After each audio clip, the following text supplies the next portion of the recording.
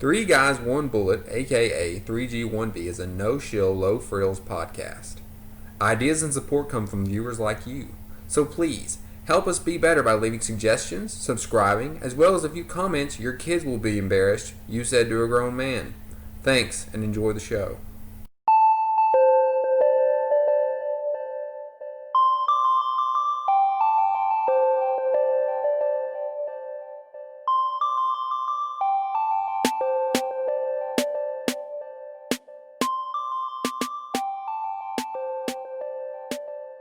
Three G1B podcast. I'm your host, Zach. I'm here with the boys, Sean and Taylor. Guys, introduce yourselves. What's up? It's Taylor. That's Taylor. I'm Sean. Okay, Sean, Taylor, audience. Taylor was just talking about murder hornets from Japan. Taylor, go ahead and I've heard of this before. Right. By the way, I've seen the documentary where they It's do like what you said they're going to do. But he's a much more better. I was just curious as to where they went, what happened, Well, why yeah, they disappeared. months ago. It was we're in quarantine. It was Joe Exotic. Then we all got paid, and then it was murder hornets, and then the murder hornets seemed to just disappear Overnight, yeah, they were gone. So that's why I was just wondering if you had an update for us. What happened to the murder hornet? Well, he was kind of describing what the murder hornets are and what they do. Yeah, they kill honeybees. They'll infiltrate a hive and just start basically taking their chompers where they are in the front, the big insider looking things. They just start pincers, pinchers, incisors, and they just start chopping bees' heads off. Okay. I mean, I was watching this video and it's like a bee snuff film, man.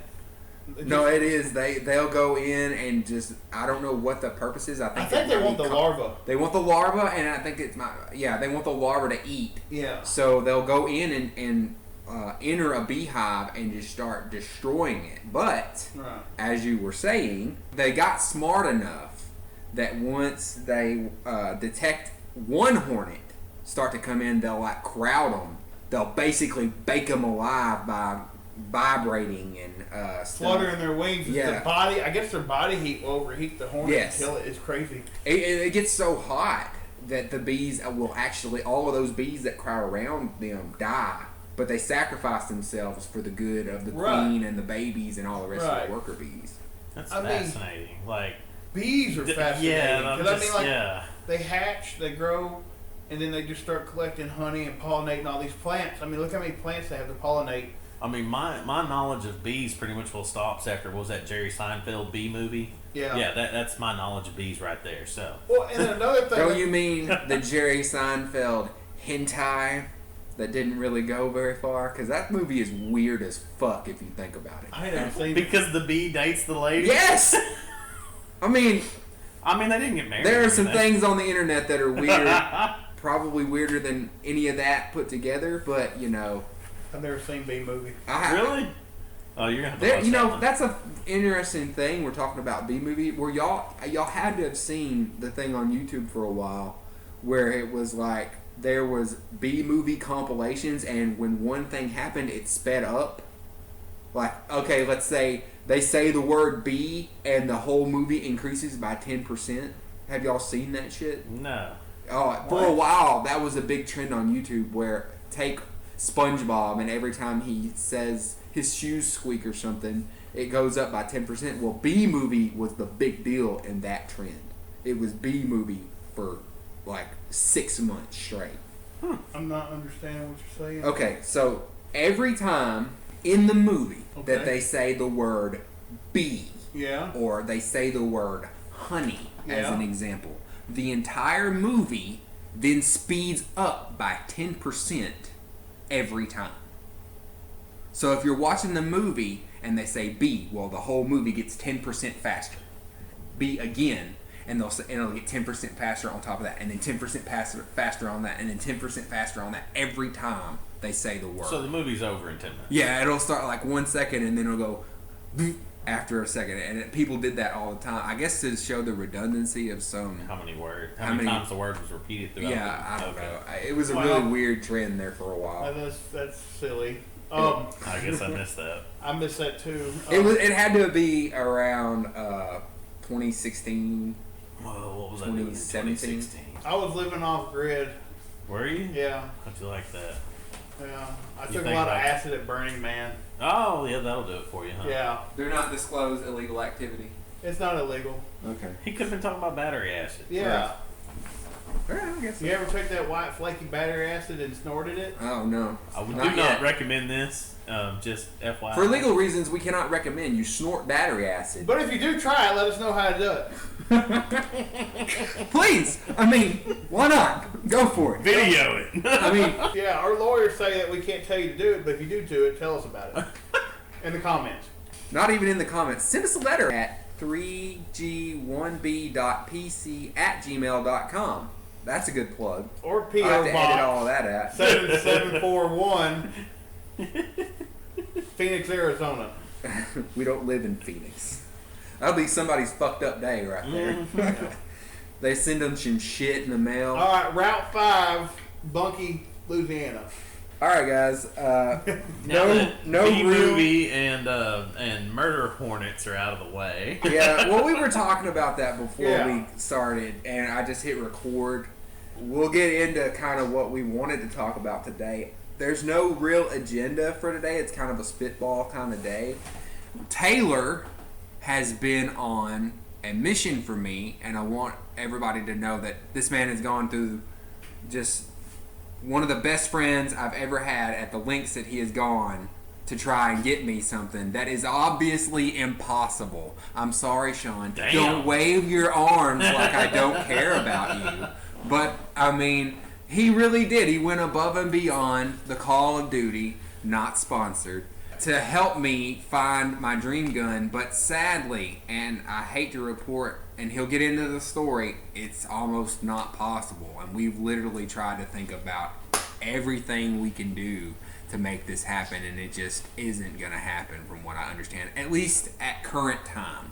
That could change once the manufacturers rob our podcast's idea for a new 22 pistol. So I wanted to talk about his journey through that. Sean, do you have anything you want to say, or I don't know. I see how it is. you see how it is? Don't get butthurt. But for real, is there anything you would like to talk about, or anything that you were thinking about? I'll chime in on this search, this epic search, because Okay. I'm pretty familiar with it. Taylor's Okay, he's done giving you a little rundown. He's looped me in every day after every phone call. So, Really? yeah. Okay. Well, that's not concerning at all. No, I'm pretty versed in this topic. So No. Okay, and the other thing I wanted to talk about as sort of a spitball thing was open carry. You're seeing a lot of demonstrations and a lot of protests here lately on so many sides you can't even take stock of who's wanting what for what reason and what for at this point. There's a protest every day concerning police brutality, guns, gun rights, feminism, Antifa, take your pick. You could go to a protest in many different colors at this point. So Choose your adventure. It's a choose your adventure story starring riots. Right. more or less.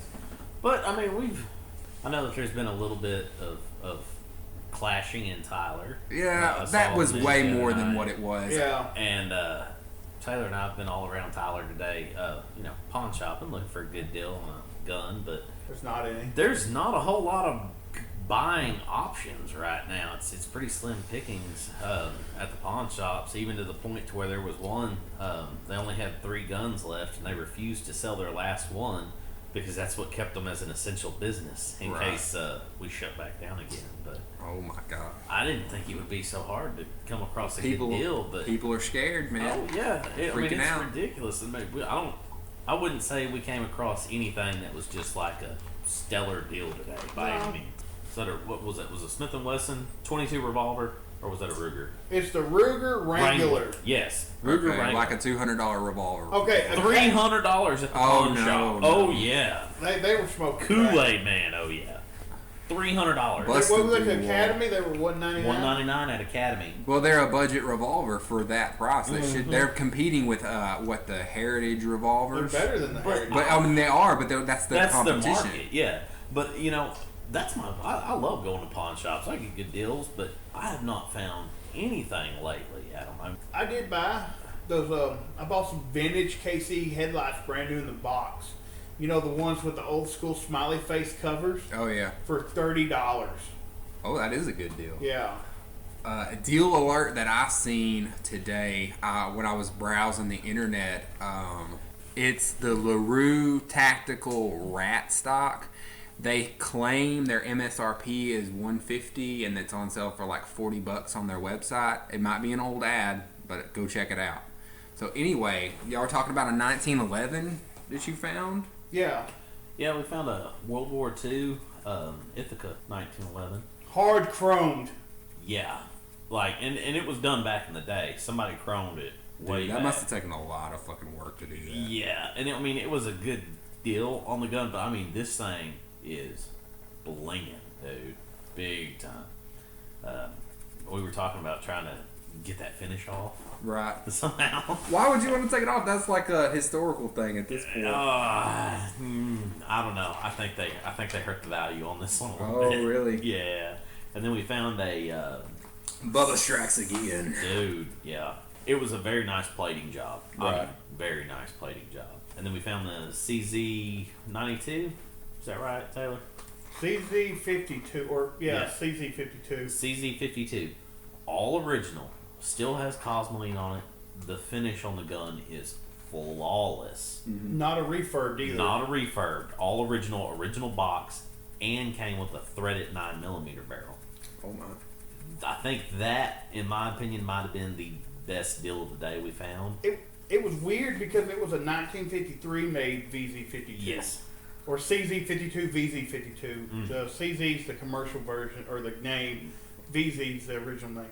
But what was weird to me about that gun is it wasn't refurbished. And most military guns like that have been refurbished at one point in time or the other. Because I have one that was a 54 made, and they were refurbished in the 70s and stuff. This one was not refurbished, which is weird to me.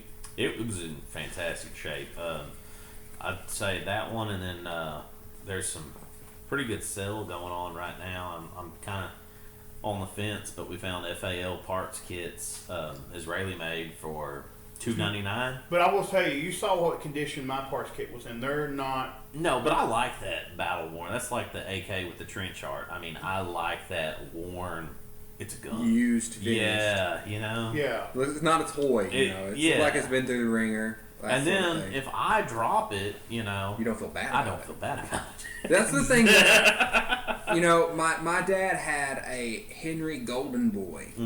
You know, that my mom had got him for Christmas or something. It's just like just the Henry Golden Boy 22, and it's so nice that I can't imagine like going out into Actually the woods using it and using it. Like I want to scratch it. You know. How can you take something that's that nice and go out and potentially mar it up? I can't see it. Now, I would take the regular one and have no issue beating the fuck out of it. Yeah. But I just, you know, you scratch that wood when a branch runs across it, or you drop it out in the field when you're out there hunting hogs or something. I mean, it would crack my soul like it cracked that rifle stock. Like, it would just hurt. Not just that. I mean, just resting it on something, you know, like you said, mar the wood, take a little finish off, whatever. You scratch it going in and out of the truck. There's some guns that, you know, they're safe. They're just more art Well, pieces. They the don't reason leave I the built safe. that Israeli FAL and left it, and it's, you know, I had the barrel and receiver to match. It's just because I like that look. You know, I love that look, and what I'm running into has kind of got me split. You know, I'm not like Taylor. I can't run out and, you know, buy 3 FALs this week. I didn't go buy 3 FALs this week. They've been bought over the years. Turd. But I do want to run it suppressed, and that's what we were talking about, getting one that's, you know, already suppressor ready versus getting one that's, you know, doing the Israeli parts kit. Well, it's not going to be suppressor ready. We can make it suppressor Right. ready. There's going to be some stuff like the one I have, the one that has the 18-inch barrel on it. I'm going to have to get a thread adapter for the barrel. I'm going to have to, that little gas port's going to have to, you know, be welded up and then re-drilled to a smaller diameter hole. It's just, you know, there's a lot of process. I don't even know if it's going to run more than shit suppressed. Right. It's got to be retuned, basically, for that suppressor. Yeah. And that's what we were talking about, having to weld it up and then re-drill that hole for the gas. Having that battle worn Israeli one, I think would still be pretty neat. I may end up having to do 2. And the next thing I know, I'm gonna be like you. And They're fun guns. I'm not gonna say they're 308 rifles. They're not. They're battle rifles. they are, but we can shoot them accurately at 200 yards with no problem. Yeah, with For iron me, sights. yeah, The that's peak where sights I'm at. on them are great. Yeah. One thing that I've done, one of mine was actually take the front sight off, Mm-hmm. chuck it in a vise, and let it sit, or not a vise, but chuck it. I actually chucked it in a drill press and let it sit there and spin. Uh-huh.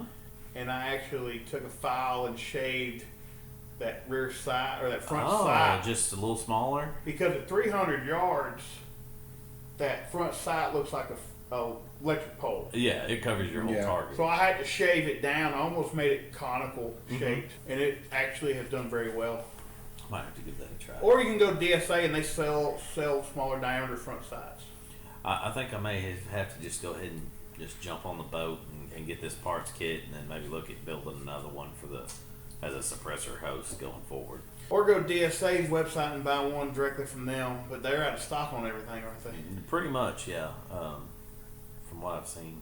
I've seen a lot of things, and pretty much everybody is out of stock right now. I got a combination of coronavirus and just everybody buying everything in anticipation for whatever's going to happen. Either it's it's a combination of the election, it's a combination of coronavirus, and people are afraid of all these protests that are happening everywhere, which kind of, I guess, leads back into what I wanted to say. Gentlemen, what do you think about open carry?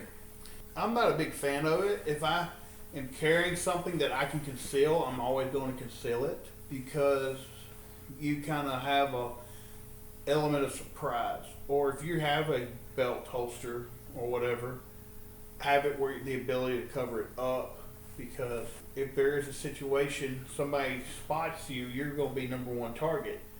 Because as many people that are concealed carriers in the state, Texas, or around The nail that United sticks States. out gets hammered kind of thing. yeah, So, exactly.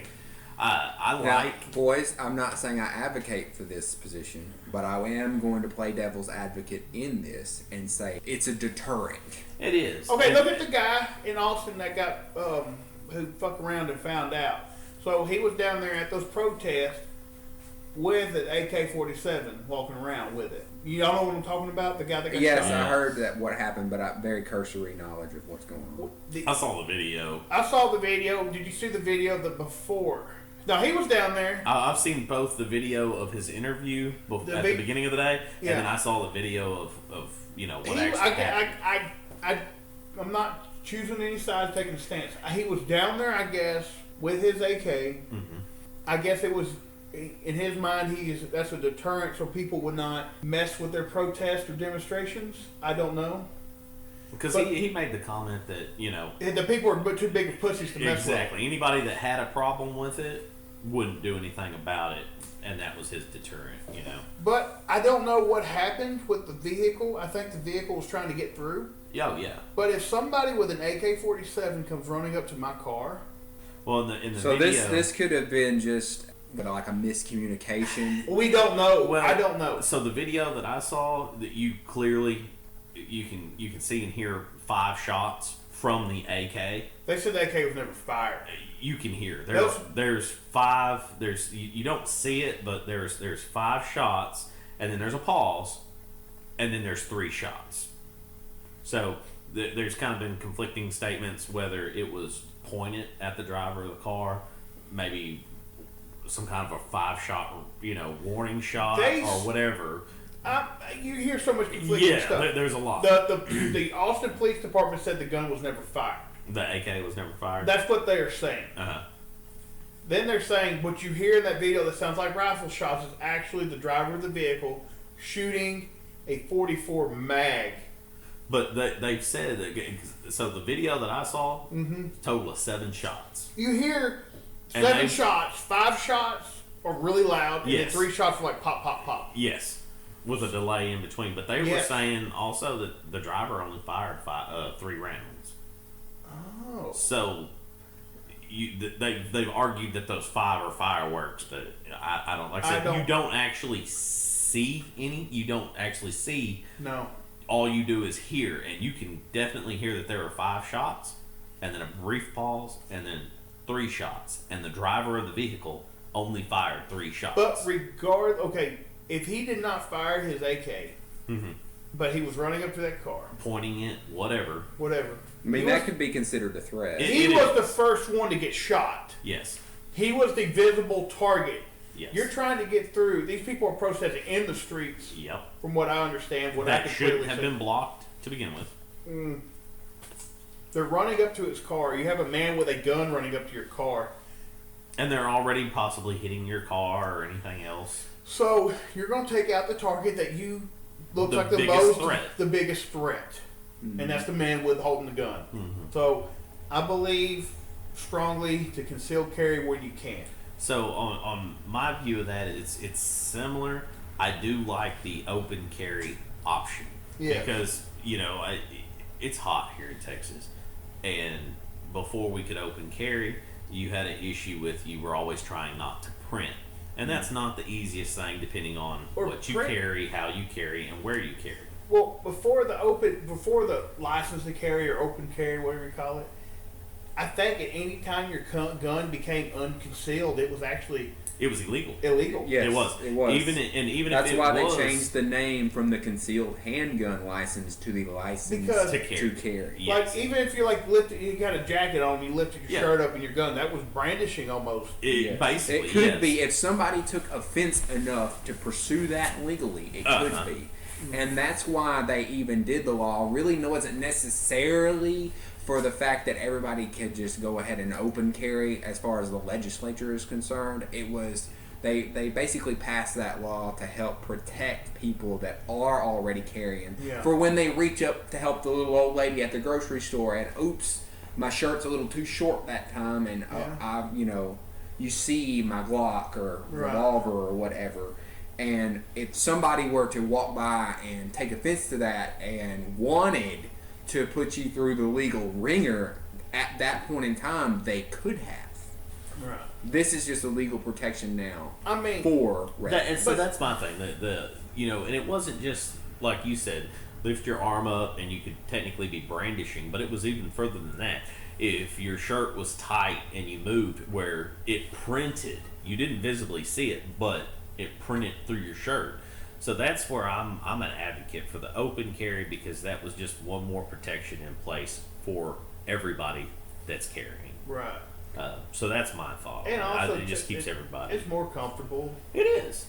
But I mean, I don't think I need to go to Walmart with a 357 strapped on my side. You don't want shoulder holsters, dual chest grip, I mean, shoulder holsters aren't bad.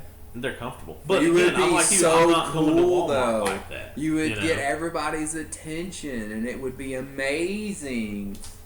Who are the people that you see open carrying besides people that are in law enforcement? Older people, yes. Yeah. Older people, and they're big guns. Sometimes they're not open carrying. I swear to God, they're less bears. Kimber Micro. Boys, I swear I've seen one out in the wild. He was a older gentleman, and he was barely walking. I'm telling you, he almost needed a walker to get into Walmart, and he had a huge 1911, full-size 1911 strapped to his hip, but he could barely walk. And I think that there also I would fight that there's almost there's a time and a place for that. There's some gun stores that I go to. And they open carry their gun in their gun store that they work at or that they own. Well, why not? I think that's perfectly legit. Yeah, that's fine. That's a great time to be open carry. Easier to get to, more comfortable. But as far as going to Walmart, with your hog leg 357, why? You were about to say something, Taylor. The only times I open carry, or when I'm at the farm. On private property, and that's never been an issue about private property. Yeah. Or, and I just don't really. If we're out hunting, I'll usually have one, actually on my belt, outside. Right. But other than that, I like it's an extra layer of unseen protection. Yeah. I guess. Because you said what'd you say about the hammer and the nail? Yeah, the nail that sticks out gets hammered. Yes. Yeah. I mean, That's a good point. It's a good saying. It is. I mean, yeah. Think about somebody that's walking in somewhere with bad intentions. You know, they're gonna look. You're gonna see the guy with the pistol on his side. You're gonna. You want to risk it for the biscuit. Yeah. I mean, or you know, it could be a deterrent. You know, It is, and I think it's a balance, and it depends on the situation and where you're going. Do you need it to be a deterrent? Do you want it to be a deterrent? Or are you doing it just because you feel like doing it?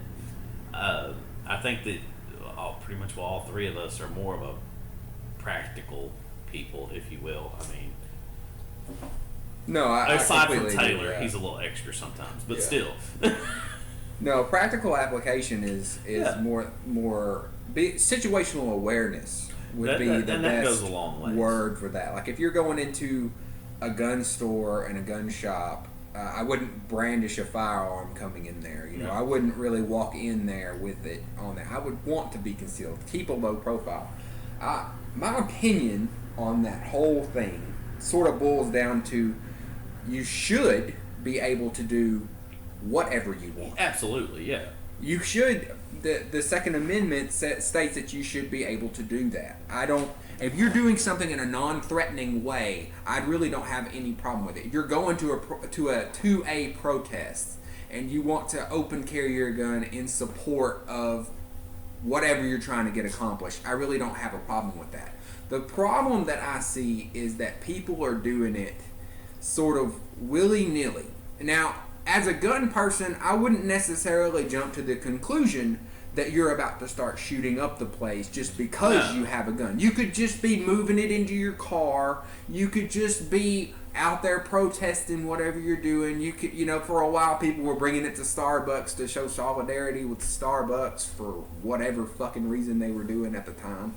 But normal people look at that like you're crazy. And that doesn't give us good optics when it comes to normal people. They're not going to understand the nuances that go into something like that. They're just going to see scary rifle and idiot. And Not they're the gonna gun culture of it. Yeah, they're just going to equate that to being, well, I don't think you should have that. Why are you doing this? Normal people don't do that. You have, if you do want to open carry, whatever, that's your right. Go for it. I don't care. At the end of the day, it doesn't affect me in any way if you're got your 1911 on your side, or if you got your AR strapped to your chest and you're walking through. It doesn't affect me. Right. It doesn't hurt me and it doesn't bother me. So there's a line, but like I said, people that aren't into the gun culture, if you will, that's you just don't out of the see ordinary. it every day. Yeah. And You're seeing it more now. oh yeah, for sure. And it's People just ought not to be too late. getting used to it. Look at the groups of people now that are marching with firearms in their hands. I mean, you got the people that, like the guy that was in Austin, I guess Yeah. he was more of a libertarian type fellow. Might have been his first AK. I don't know. I don't know. It was, yeah. You have the There was the group that they're supposed to be all they claim to be all ex-military. I don't know if y'all saw it or not. But African American group. three of Don't them got Fuck Around shot. Coalition? Yeah, that one. Is that Where is three that what got they're called? Yeah, Yes. We're not fucking around, or don't fuck around coalition. Now, Whatever. Point is, I mean, 3 people got shot. That's not the gun's Somebody fault. had a negligent discharge. It was a negligent discharge. They were standing in, from the video I saw, they were standing in a little group. Somebody wasn't following the very first couple rules of firearm safety. Finger on trigger, safety. Had a negligent discharge. 3. 3 people were I don't injured. know. Okay, see, I hadn't seen a video or anything, so I don't know if it was. I think multiple. it was just one shot, but 3 people were injured because Gotcha. of where he was pointing his gun. Gotcha. And I watched Brandon Herrera's video today of Gun Meme Review. If you don't watch Brandon Herrera's Gun Meme Review, please do. It's great. But he kind of broke down something, and he had, I don't know if this guy was a part of the group, but there was this dude giving absolutely terrible advice. And he was a black gentleman. I don't know if he was part of this group. Was he the bald-headed black guy with glasses? Yes. Was he Bumping the gun and the... Yes. Oh, Calling it yeah, a I bullpup. watched that. Yes, calling it a bullpup because it shot hard, Yeah. which was so stupid. Yeah. But I mean, I don't want to. That's the leader of the Fuck Around and Find Out coalition or whatever the hell. Is it? I don't know. Yes, he is. What? Yes. Oh, dear. Okay. Because he was giving stupid advice. Yikes. Well, you got people following him that don't know any better. He said, "Yeah, we're all ex-military. We're all trained in firearms," and he's Yeah, that is not a good got one. his what I don't know. Bushmaster. It was a. Yeah, It was an A2 style looking gun. And he Yeah. said he bought back in Germany or something. I guess when he was stationed overseas. Okay. You know, you can buy guns Let's with get PXs into and some- stuff, probably. I don't know. But That's getting real voda to me. I don't know. He's got I mean, but you got this guy, and he's obviously a quote unquote leader to people, and they're following his every word. But I mean, you got all this going on right now, which kind of brings me into a question. I asked Sean this. I haven't asked you, and if anybody who listens has any comments to this, but with all these interesting times we're going through right now with marchings and protest and violence at protest, is kind of like some first aid training. Yeah, we touched on this the other day.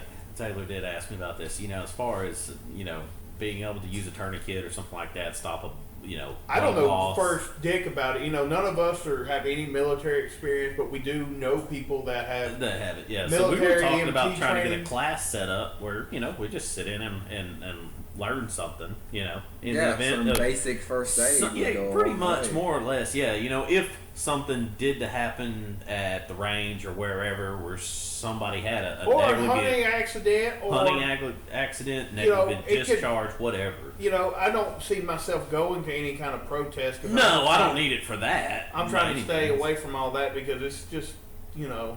Just to kind of follow up too, did you see the other one where a Jeep or something was going down the highway while they had a protest? One of the protesters had a gun, fired 3 rounds at the Jeep, missed the Jeep, but hit 3 other protesters that were on the other side of the highway. It's kind of a bad look right now, man. It's really, it's really kind of bad look. That's a lot to digest from both of what you both just said. Yeah. First of all, it's kind of a two-sided coin as far as your point just says. We have, in this country right now, gun sales are intense at the moment. Like you were just talking about today. First time There's buyers. nothing at the store. People are buying them like crazy. The problem with that is they do not. These are first-time gun owners. Right. People in here, most people from Texas from an early age Or around it. Or You're talking around about it. people that have never handled a gun before. And that's not at all. everybody. I mean, there's, you know, and there's a lot of people in our area here that are not gun people. Or, like, I saw a lady the other day. She has had a gun, has never shot it. She's had it for years. You know, it's her first time actually taking a handgun class with it.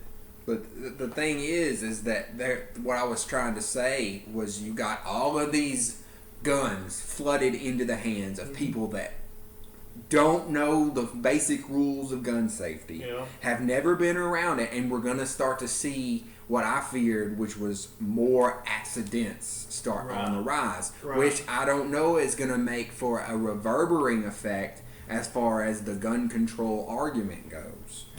I That's think gun good. control's kind of I hope out that the it's window right Yeah, now. right now it's not a priority for anybody. Everybody. I don't think. mean, you have You got everybody. people trying to dismantle and get rid of police funding.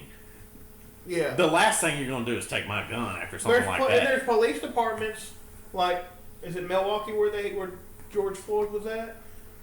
Or wait, Minneapolis. Minneapolis. They're actually taking steps. I think they're. Yes, So- they have voted to officially defund the police. I in don't Minneapolis. defund. I don't. I'm defund- sorry. Either I can't remember exactly. It's either abolish or completely defund. You know, defund is one thing. That's where they're not getting money. You know, they're still Defund forced. doesn't mean abolish. Yeah. There are two different things. Yeah, but still, there's There's a lack of police It's- presence either yeah. way you go. Well, my thing is, The response time's I already think- shitty enough. the whole police issue, like, I don't have my magic wand, so I can't fix it overnight. But better training for policemen. Yeah, definitely. Would be I good. can support that. Yeah. And higher pay, because with higher They are pay, not paid enough. They're not paid enough. I'll say that I'll stand behind that. but real I think quick. if you paid a higher pay and had more training, you could weed out and have a better police force. But I don't know. It's just getting kind of beyond the scope of what I want to talk about or how. Because we could take a deep dive. Say Well, and that guy had a bunch again, of we had complaints. this conversation the other day with an officer talking about that there's some police forces locally around here that are so short-staffed at this point. There's literally nobody from midnight to 6 a.m. to even work. So if something happens, they have to call in an off-duty officer or somebody, and then they have to leave their house and drive to the town, I don't know how far away, they live or whatever, but still, you've already got a shitty enough response time when they're on the clock, let alone when they're at home in bed sleeping at 3 a.m. I I don't know. It's weird times that we're living in. But what do you think about the first aid thing? I mean, I'm not talking about like, you get a scrape or something, you put like antibiotic cream in a bandage. That's about as far as I can do. We just want to stop the bleeding when you shoot yourself in the arm. Or yeah, I want to talk about plugging a hole or doing something. Yeah, I mean, I stick my finger in it. I mean, I'd be interested in Get your taking infectious fingers out of my hole, Sean. Let me cough on it. It's the Rona. But I don't know, would that be something you'd be interested in? I would definitely be interested in it just for the utilitarian purpose of that. Right. Because beyond the scope of this podcast, medical training could help anybody at any time. Exactly. You could be in a situation where you could act, and your lack of act could potentially cost somebody their life instead of you saving their life. I remember one time a few years ago, I literally watched a girl I didn't watch her get hit, but 2 seconds after she got hit, they pulled her on the side of the road, and her leg was all broken and backed up, and I walked up and instantly knew she was dead. Mm-hmm. Now, maybe if I had some sort of medical training, I could have got down there and tried CPR or anything like that, but I had no clue what to do, and by all accounts, by looking at her, she was dead. I'm not going to give her name. I'm not even going to tell you where this happened at. Just believe me that I was there and it happened. And there was nobody on the scene that could provide any medical training. And not saying it would have helped because she was dead, but it could have. And that's definitely something to look into. I would like to at least take a CPR class or something, I'm taking CPR classes. Medical training is definitely definitely a good thing to have, and I don't see why it would hurt. No. But I mean, I've got the concept of it, restrict blood loss kind of thing. But what do you do? Yeah, exactly. Yeah, because there's obviously we've got at the range even there's medical kits and there's all kinds of. Tourniquets and stuff like that down there. Well, yeah. I don't know if y'all carry a first aid bag or a first aid. I do in your car. in my truck. Yeah. I have some little basic supplies. I got like I think one came with my Band-Aids, car. antibiotic cream, and some bug cream, and I think it's got Band-Aids and stuff in it. It's in the trunk. I know it is. It's the Mercedes-Benz one. Yeah. I hate to know what it costs if I pull a Band-Aid out of there, but still. I don't know. That's just something I've been thinking about here lately, just watching all this stuff kind of going on. I have no clue about tourniquets or anything like that. That's something I'd be interested in.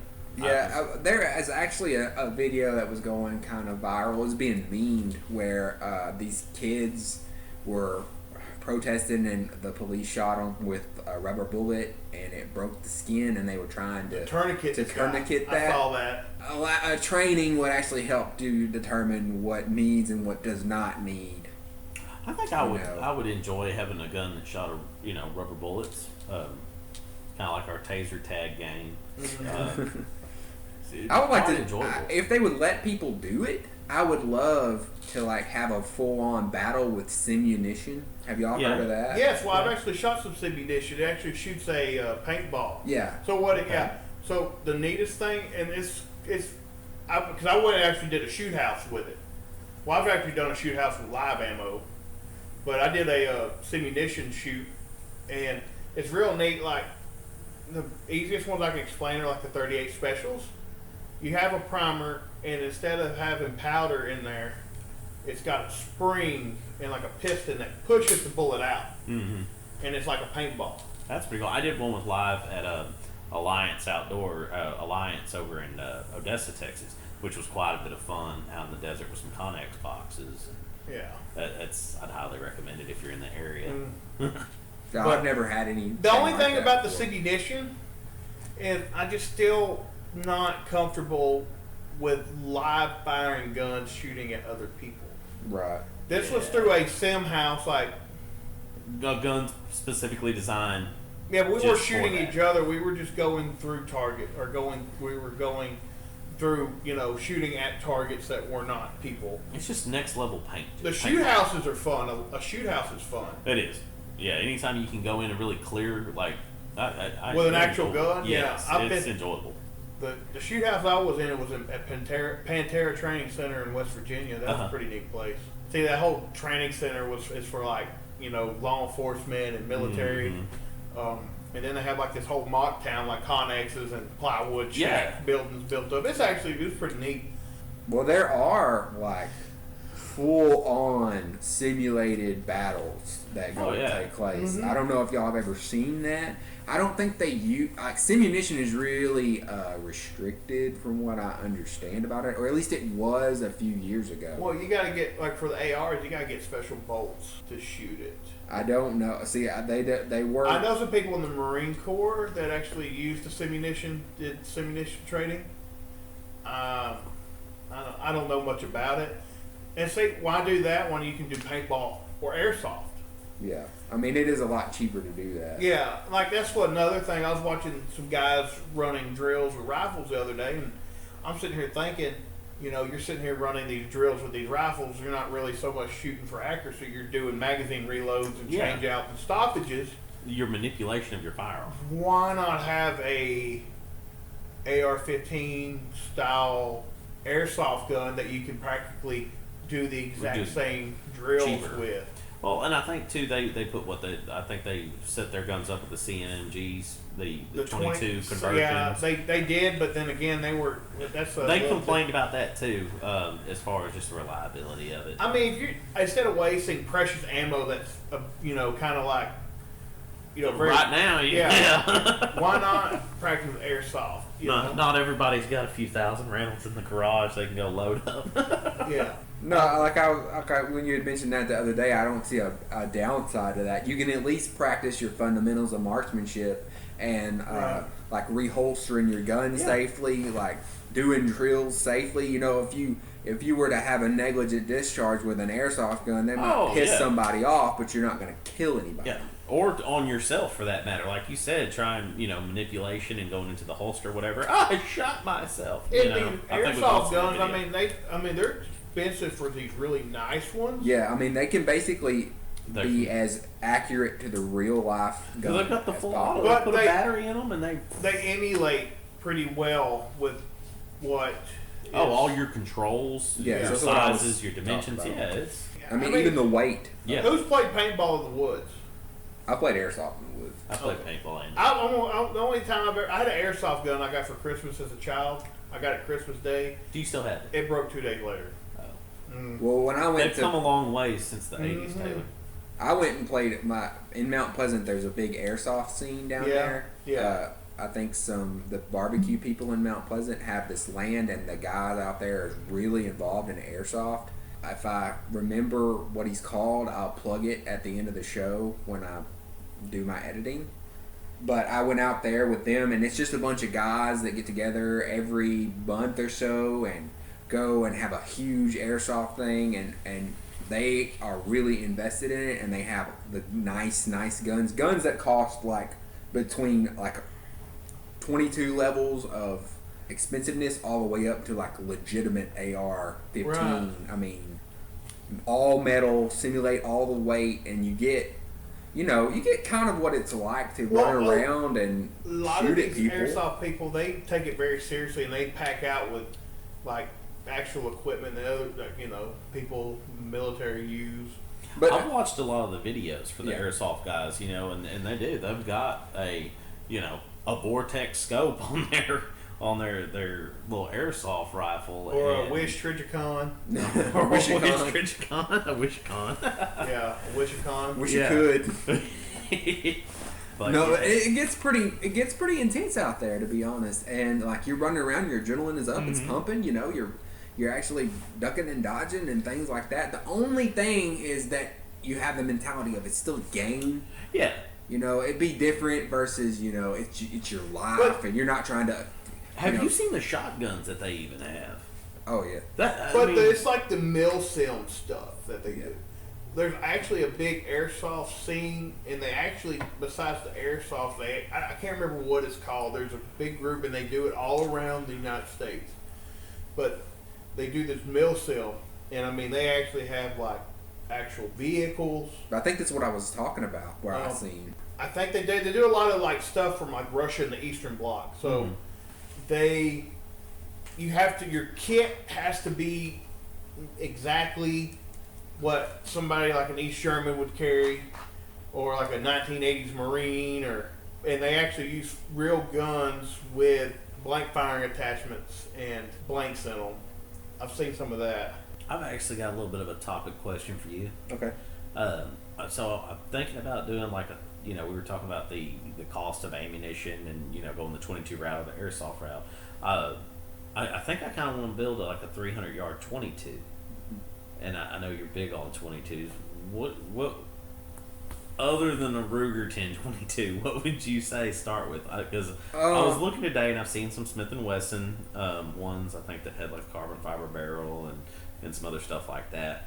So I'm kind of leaning towards something that's semi-auto and probably threaded, just for fun.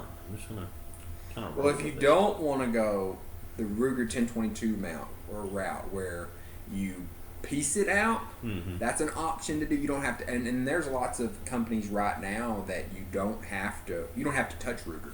Yeah. You could. We've talked about this several times on this podcast. You could buy everything you want from piece, and I mean, expensive, nice stuff. I'd rather just something right off the shelf. Ready. If you're looking for semi-automatic, the only other one that really comes to mind that's of quality is the M&P 22. The one that sounds like an AR. Okay. Yes, Okay. but okay. Another thing that is of really quality. It just depends on how much you want to spend. Yeah. The M&P 22, you're in at about $300. That's not necessarily a target rifle. Yeah.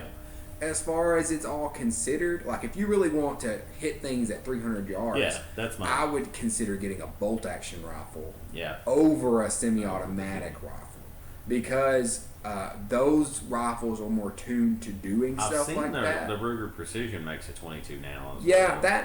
the Ruger Precision rimfire is probably your best all around for features that you're gonna get, but it's still not the most accurate. Y'all heard Savage?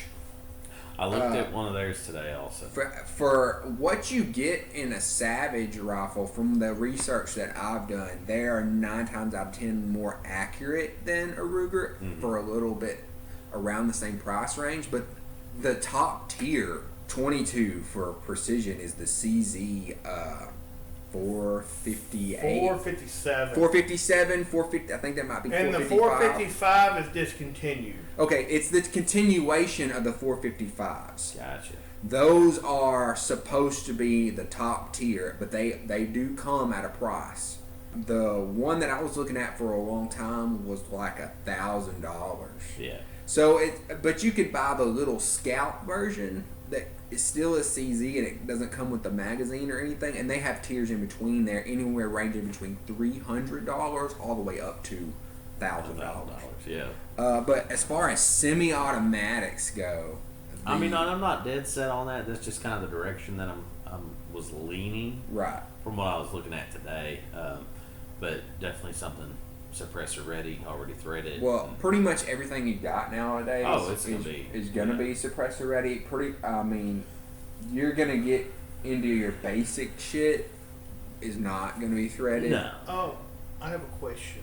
Before you answer that question, look at if you want a to the nails accurate representation of an AR-15, look at Tipman 22s. There's this company called Tipman Arms 22s, like the paintball gun, but they're not selling paintballs. Not related. They are. They are. Or they might be. They branched off. Okay, Taylor has insider so knowledge. Paintball now is in the. They make 22. the Gatlin. Okay. Really? The Gatlin. Okay. Oh god. But their 22 long rifles, they have 2 pistol versions and a rifle version that are a dead set replica of AR-15s, and from what I understand, very accurate, very reliable. Gotcha. But the M&P Smith & Wesson M&P 22 is a very good gun for like half the cost. Gotcha. But it's not as impressive. I just don't know. I'm torn because which brand to go with, and it's mostly Taylor's fault because of all the experiences he's had this week looking for your gun. Okay. He's literally been hung up on. Okay. That's how frustrating he is to talk to. Well, before we get into that, what were you about to say before I cut you off? You talking about semi-automatic 22 or what is that? How about that Savage 17 semi-automatic? What is the A-17? Is it? Yeah, you got to shoot those certain Savage CCIs. No, they figured out a way to delay the action. Yeah. So that, from what I understand, up until this point, up until the A-17, Magnum cartridges in 22 and small rimfire are very hard to get down because of the dwell times and stuff and the bolt. They're also very long, and that they have a very long, thin case. Yeah. And when you stretch something out, it makes the leverage go up on that, and it's more prone to bending and stuff like that. Not only that, but they've also had some issues, of the points on the 17 HMR when they're all lined up. If you have a tubed set up, yeah, I mean, and so I do know that the A-17 is a rotary style magazine. It's very similar to the 22. They took a lot of cues from Ruger as far as their box magazine is concerned. It's a box magazine; it's just not the same. Yeah. From what I understood before, that this rifle really took off because there was no semi-automatic. No. There was, 17 and there was a lawsuit, and there was, but they hadn't quite gotten it down yet. A lot of people got hurt. A lot of people filed lawsuits, like Sean was saying. Savage nailed it down. It had something to do with the timing, where I'm guessing it's something similar to dwell time. I don't know the technical specs of that whole thing, but when you fired it, it needed time to hold up, I guess, for maybe the pressures to go down and it to cycle right. But they've since remedied that, and the A-17 is a very reliable, I don't know how accurate it is, but from what I've seen back in the day, a very accurate, very commendable rifle. They sell a ton of those. They also make the B-17, which is a bolt-action version that takes the A. I have a stainless, and I have a blue version of that B-17. Okay, so... well, I mean, you pretty much got what you need right there. But if you want 22 long rifle, I want 22 long rifle. Savage does make a 22 version of that. I think takes a different magazine. And I like my Savage High Country, so I'm not against a Savage by any means, but I don't know. I was just thought 22. Yeah, no. Okay. Savage makes a good 22, the good 17 HMR, and if you're really looking for that, Smith & Wesson, not to get off on too much of a tangent, but people say that the Smith & Wesson 22 is the best 22.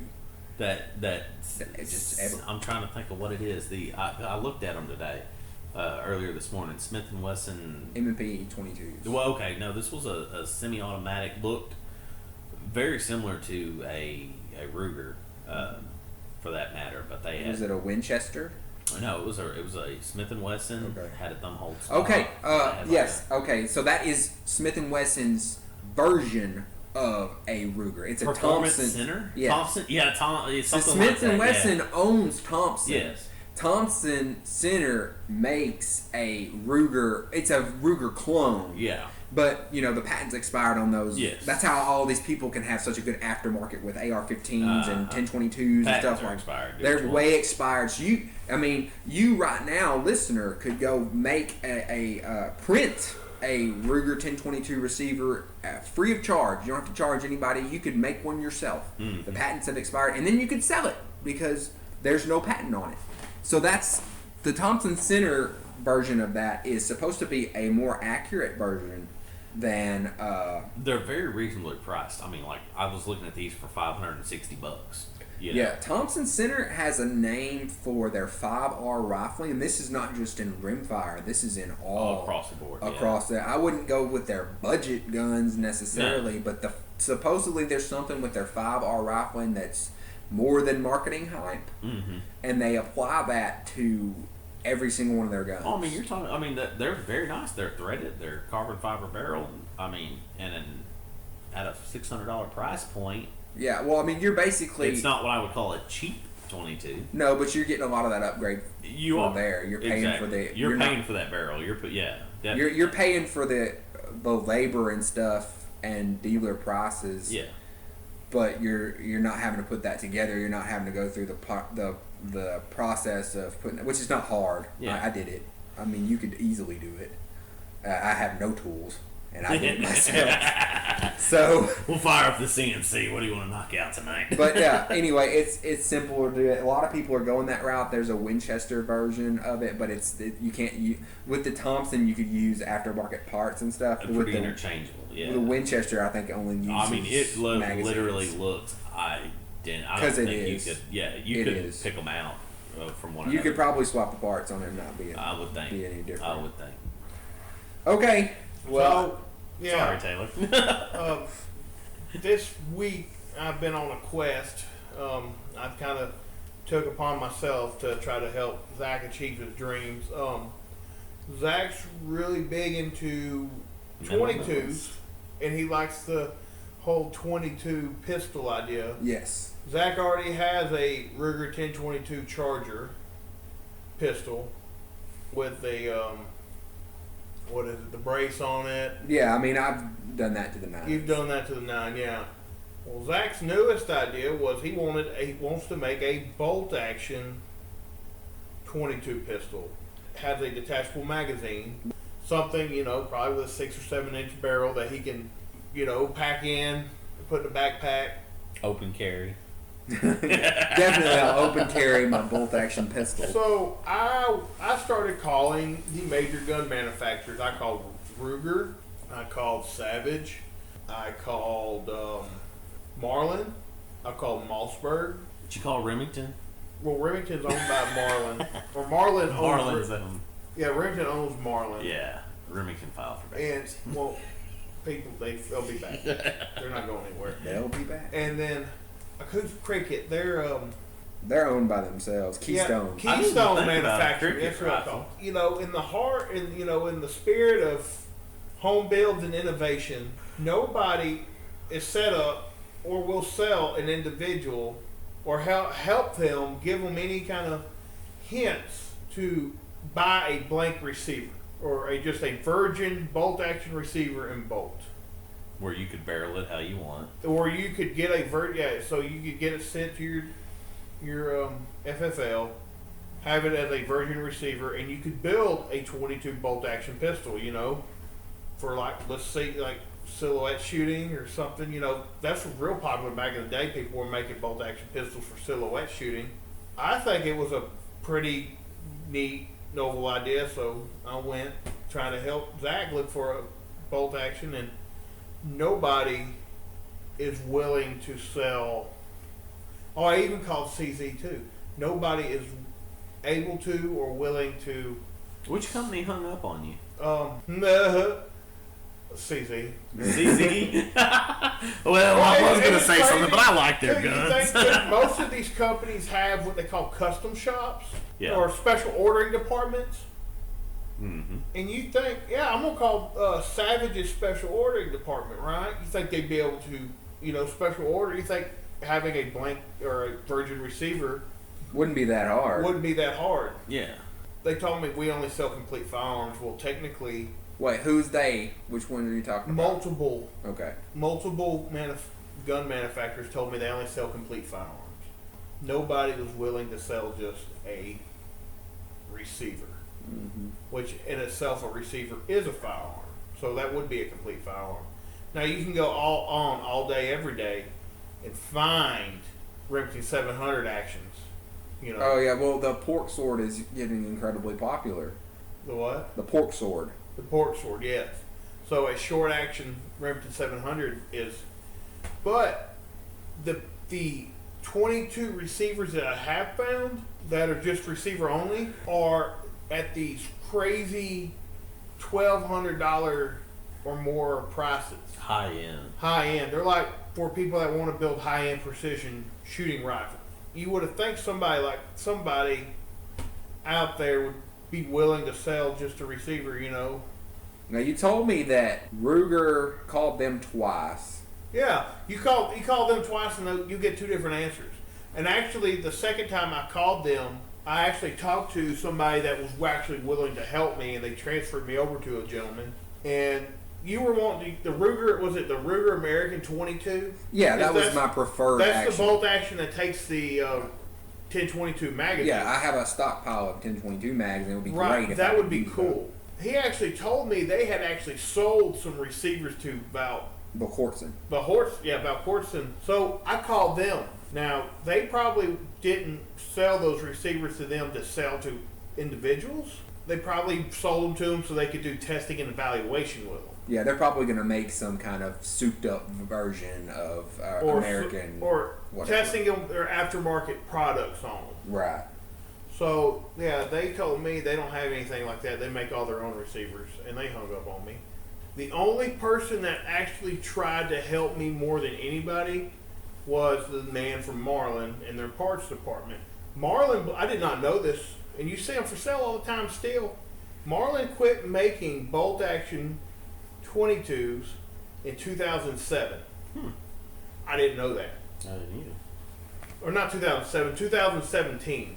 He actually looked and see if Marlin had anything in their inventory, had any leftover receivers. And they did not. I feel like if he had found one and there was one there, he probably would have sent it to your FFL for you. Yeah. Maybe they could have, you know. You know, I think he would have. I don't see the issue with it whatsoever. I know you don't want to go an SBR route, obviously, right? I mean, because when you do an SBR... You can't take a SBR across state lines. You can't take it permission. across SBR without state lines. I don't even really necessarily... Now with the advent of this whole pistol tube thing that I'm trying, I don't even need a brace. Yeah. I just want something that's compact like that I can put different loads in that can be suppressed, that is not a semi-automatic, because there's specific loads that won't fire out of semi-automatics. Yeah. And 16-inch barrels are really long when you add them to an action. And I just want something that, you know, that's easier to put into a backpack, that I don't have to break apart. Because when you break something apart like a takedown rifle, you do see accuracy issues with stuff like that. And I don't want to deal with that. I want a manual action. And I really prefer a bolt-action rifle. So, but, you know, anyway. The only thing that we have... I did not call... Keystone Manufacturing. I take that back. I did not call them, but they're the only ones that make a bolt action pistol 22. Yeah. But it's single shot. Does look cool when you put it in the brace, and you have, because that Booligan Airsoft, that video that I showed you the other day, if y'all haven't seen it, definitely you should look it up. Booligan Airsoft did exactly what I kind of wanted to do, but it's not, still only a single shot. I have a little Badger. I don't need another single shot firearm. Right. You want something that you can have multiple shots in, or if you want to shoot. I understand.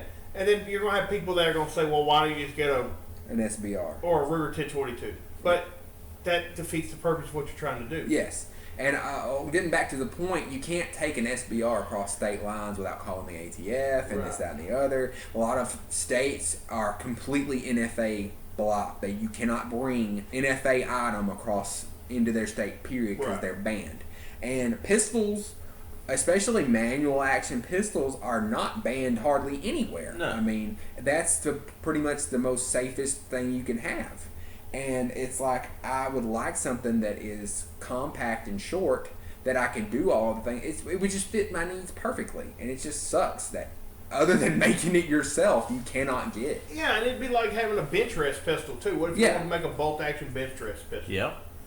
I just kind of feel like if I don't want to have, you know, over $1,000 in it, you know, with one of these aftermarket precision machine, you know. Like, realistically, I think that this project could easily be done with the advent of chargers and other small factor rifle action pistols. Tops would be $400 to $600. Yeah.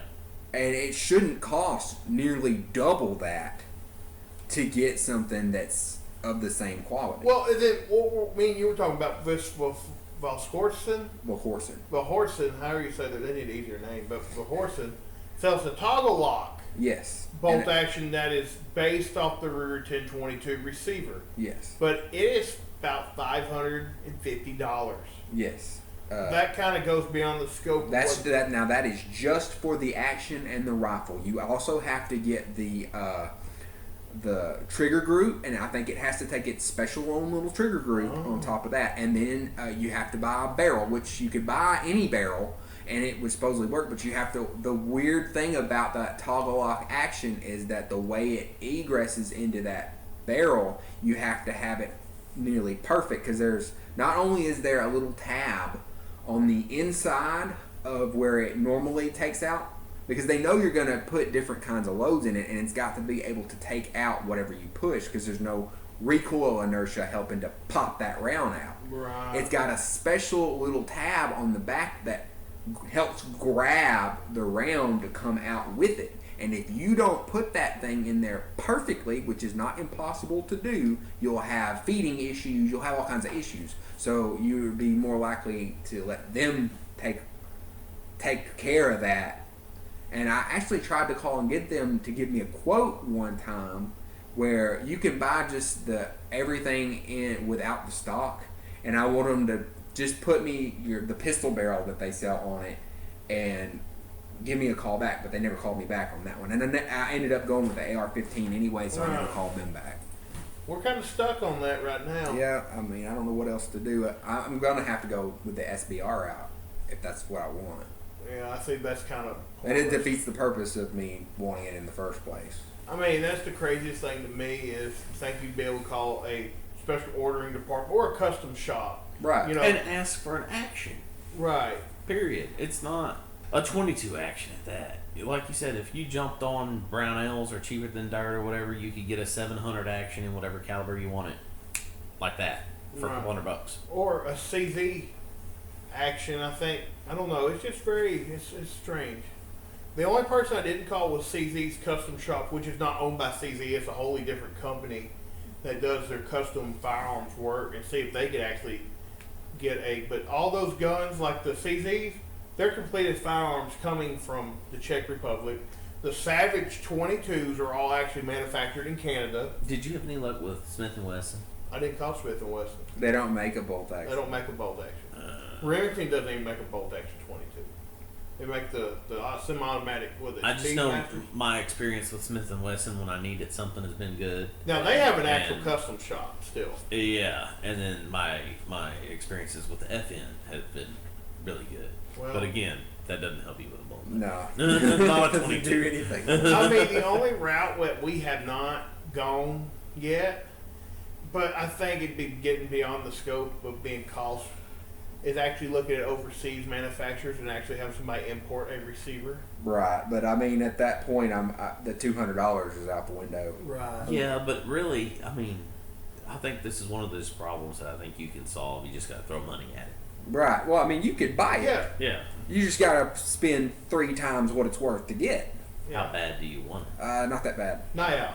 I I think it's a great. It's my dream gun, but I mean, Can you put a price on your dreams then? Yes. Yeah. On a 22, yeah. Yes, on a 22, that's. I mean, I guess I could see spending tops. I could see spending on any gun and that sort of thing would maybe be $1,200, and that's for a competition, souped up thing. But let's be realistic. If you buy a $500, action, you could essentially build for Oh, I know. 12 that competition. I know I could Bench press, do it. pistol. I'm not really. That defeats And then you what I'm. can take it out in the woods and scratch it. Yeah, I know. That's the whole point of talking. Like I don't want to. I want something that I can use. Spending $1,500 on a 22 that I'm only going to go competition shoot with, that I've never been to a competition with. I'm a hunter. I go out and hunt squirrel. I go out and plink. That's what I do. I don't want something that I can bench rest other than to sight in my scope and go out into the woods with it. And I'm going to scratch it. I'm going to ding it. Something that's utilitarian like that I want, it's defeated at the point where you spend that much money on it. Yeah. I don't want to do that, you know? I think what I'm going to do, since Ruger really gave me such a hard time about it, is I'm going to call them next week and pitch the idea of, you know, they make the Mini 14 and then we have the M14. But I'm going to pitch the idea, since Remington has come out with a 50 cal, which looks scary, and I don't think I'd buy it. But I'm going to pitch the idea to Ruger to make the Mega 14, and that's going to be a 50 caliber. Branch rifle? Yeah.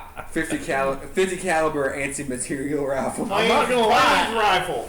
Plains rifle. Yeah, and they're going to be the range. You're going to be shooting across prairies. I would be tempted to state go rifle. purchase that. The what The rifle? state rifle. The state rifle. Rhode Island rifle. I'd buy a Mega 14. The Mega 14. I came up with it first. You heard that live on the Three Guys One Bullet podcast. That'd be scary. on July 30th, The Mega 2020, the Mega 14. Well, you know, like Brandon Herrera's got the AK-50 That he's never completed. that he's still working on it. Right. I'm not trying to give him too much shit. He is trying. Yeah. So we need to get up with somebody and basically scale up Hey, and Mini make 14. the Mega 14. Yeah.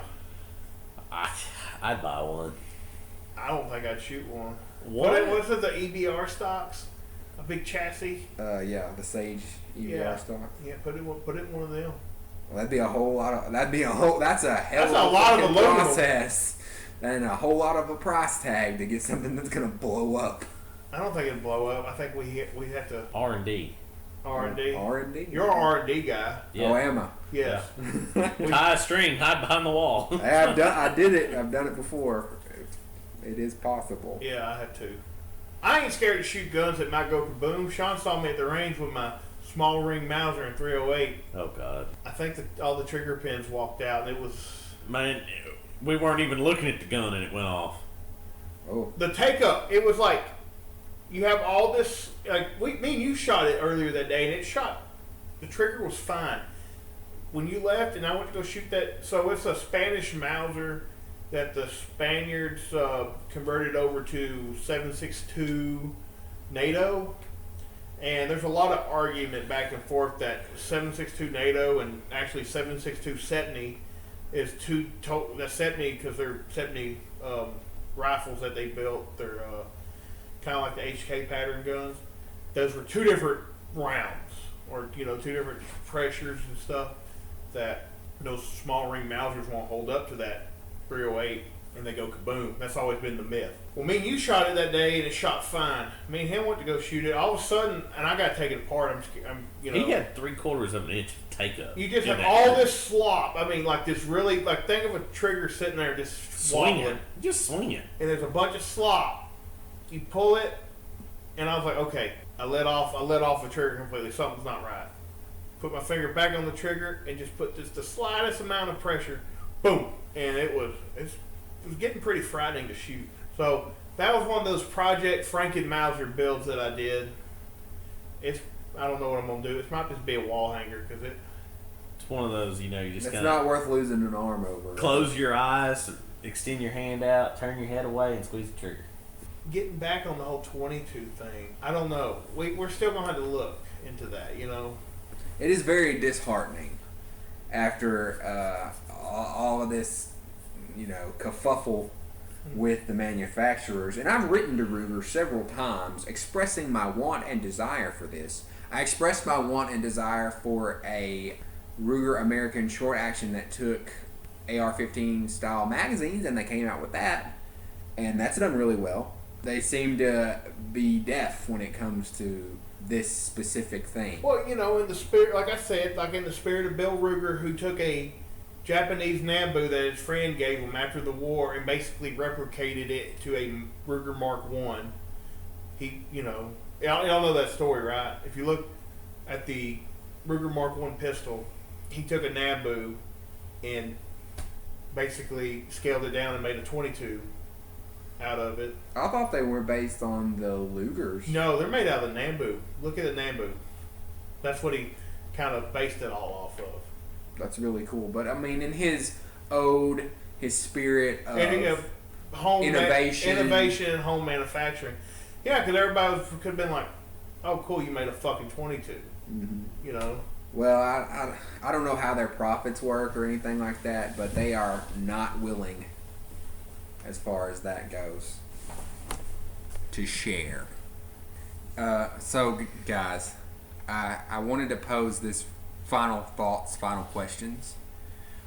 Is there any significant historical figure that you guys revere or that think about, like that you like their story or anything? Hitler had an alligator.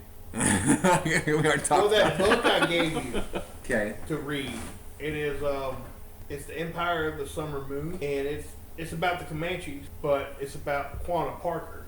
A lot of it is about Quanah Parker. And you know who Quanah Parker is? Actually, I don't. Okay, Quanah Parker's mother, it was Cynthia Ann Parker, and when she was a child, she was taken during a Comanche Indian raid from, I want to say somewhere south of here, near here, and taken, and she was taken into the whole, she was raised as a Comanche. She was basically kidnapped. She was kidnapped? And turned into an Indian. Right. Her, later on, she gave birth to several children, and she lived her life as a Comanche Indian. Her and her daughter were later captured and brought back into white civilization, and she tried to run away, couldn't really get back to living American civilized, air quotes. Right. So her son Quanah was never captured, and he was the last Comanche war chief, and they were actually their last holdout was Paladura Canyon. He came in, him and his crew, his tribe had killed hundreds of people, have did raids and everything, gave up his life, being an Indian, living out. Not too long after, was riding in Roosevelt's parade in Washington, D.C. It's just crazy. He has a interesting story, interesting life. It's just, to me, I look at him, this wild man. I think it's very fascinating. He has a fascinating life, and that book details a lot of it, You've given me that to read, and I really do need to get into that. Problem with me reading is sometimes it takes me a long time to read because I feel like I'm busy all the time, especially now. My biggest problem with reading is I'll read, if it's nonfiction, I'll read it and then reread it just to make sure I understand everything completely. It's like nonfiction is about the only thing that I'll read, since you wanted to, drop that you read, Sean, comment earlier. Yeah, you look like an audiobook guy. Yeah, it's easier when you're driving all the time. Yeah, but I am an audiobook guy personally. You are? Yes. I can't do it. You can't do it? Really? No, I can't listen to somebody read me a book. I mean, I've done that in kindergarten. I It's can't do that it's so hard to hold your beer in one hand and drive the vehicle and read a book at the same time. So the audiobook really comes in handy. Right. But you have gotten me to listen to podcasts. I can listen to people talking bullshit. I can't listen to somebody read me a book. It's weird. I don't know. And I can't have an ebook either. I have to have a physical fucking book in my hands. Well, I mean, so podcast and audio erotica is where you draw the line at? Yeah. Okay.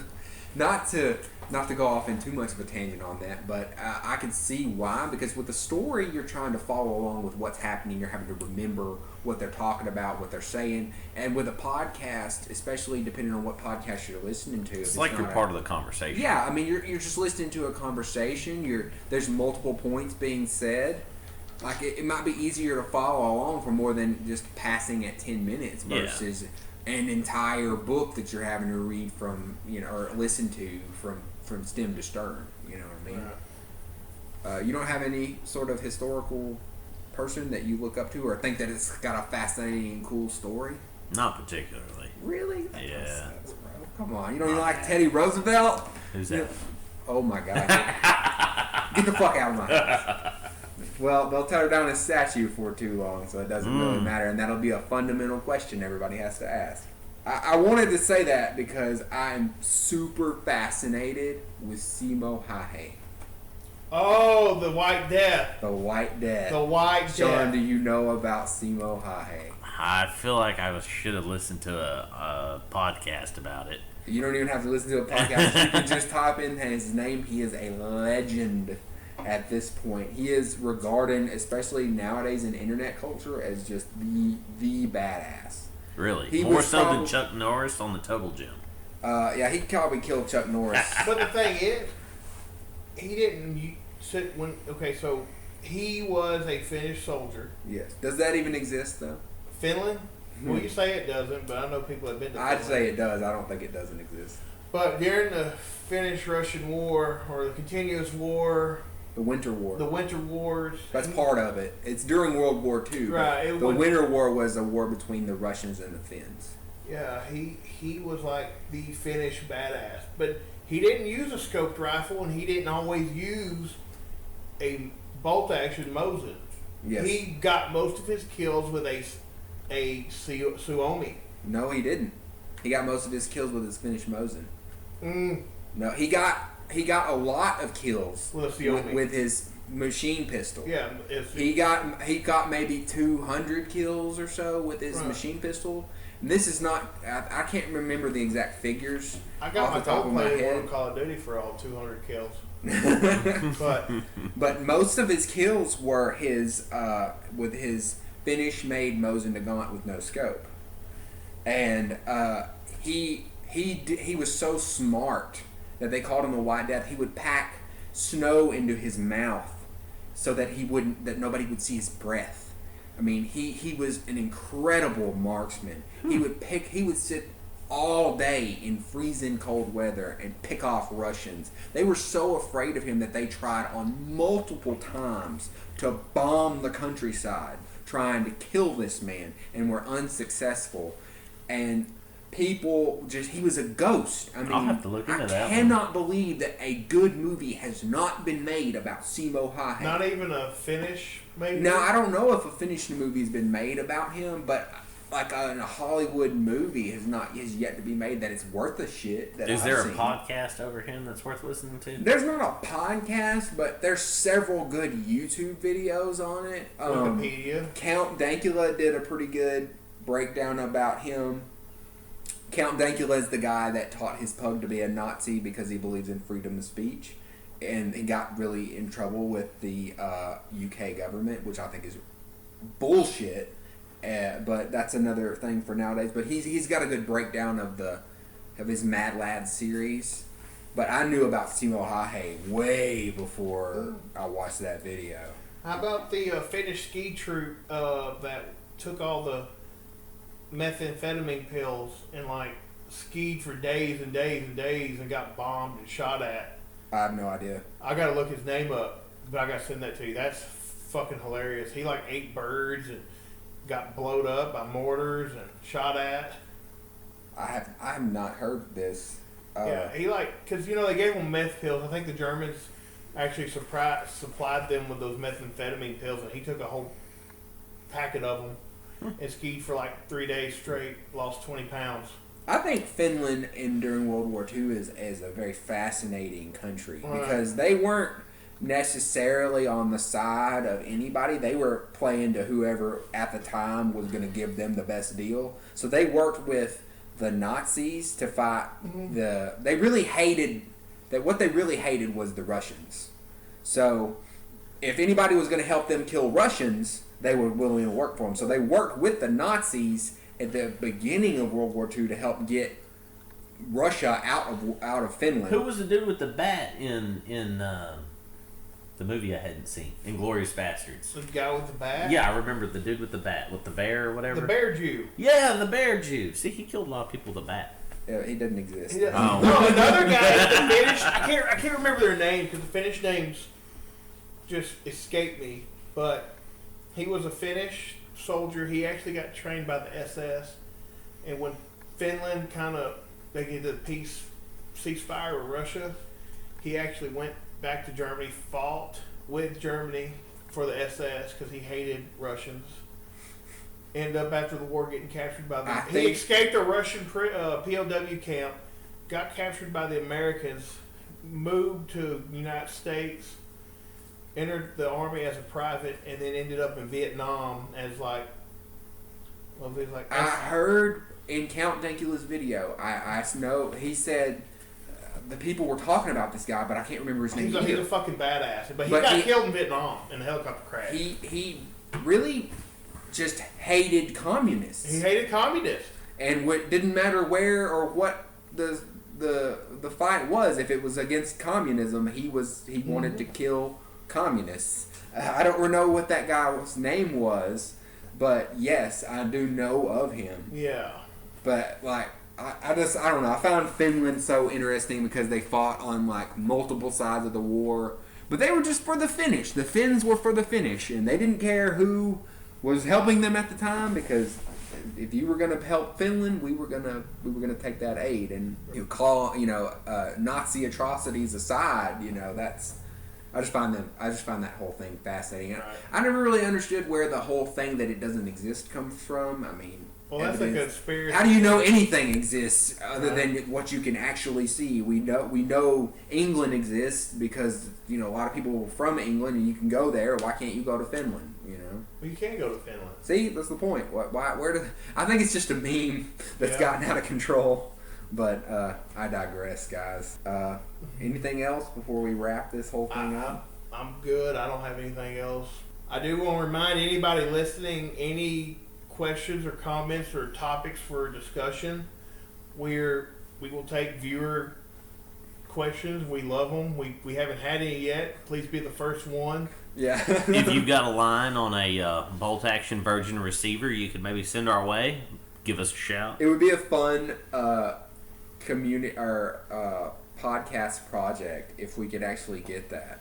Oh, we're not into taking charity or anything, but if somebody could find a Virgin fair receiver, market value, we would definitely be interested in that, because obviously nobody really gives a shit and doesn't want to help us and basically told us to fuck off. Now, don't be malicious to any of these companies or anything like that. It's not the job of them to necessarily help us with anything we want to do. And as far as I was able to go, a customer service rep really isn't the most knowledgeable person. Yeah, they're just people at their job. There's no reason to give them any harassment. Not that we have any major fans, but in case this does blow up one day and we have it, don't call Ruger or being mean to Nancy because she doesn't necessarily understand what we're asking for. Right. Treat people with respect, I guess, is the best thing to go. Even Karen. Not Karen. Got him. Hey, there's been a lot of Karens lately with this. Yeah. They're embracing it. What? They're embracing their Karenness. There's videos upon videos of Karens on all sides being Karen. That's a slur nowadays. Oh, yeah. Well, boomer's a slur, and you... I don't give a fuck. No. I will not be controlled. I like boomers. I do too. There's some really good boomers out there. Not saying hashtag not all boomers. There's lots of cool boomers out there, but there is a mentality that goes along with them. I was telling one guy about, I have this, he's a big 1911 fan, and he's 72 years old. And I was like, oh, I have a 1911. I said, it's a Les Bear. I keep it in my tackle box. Like they had it fit. Oh my God. That was me trolling. Taylor's favorite pastime. Trolling. Well, guys, I think that's going to be a wrap for today. I'm Zach. I'm Taylor. I'm Sean. And that's been the 3 Guys 1 Bullet podcast. All right, thanks. Have a good one. 3G1B Podcast is edited, written, and hosted by myself, Zach Moody. It was grounded and maintained on the intriguing conversational talents found in my 2 co-hosts, Sean LaPaglia and Taylor Pond. Please leave your comments, hate mail, and questions at 3g1b.pc@gmail.com or on our social media, Facebook, YouTube, Podbean, Twitter, and with luck, Apple Podcasts. Thanks, guys, and have a great day. Stay strapped.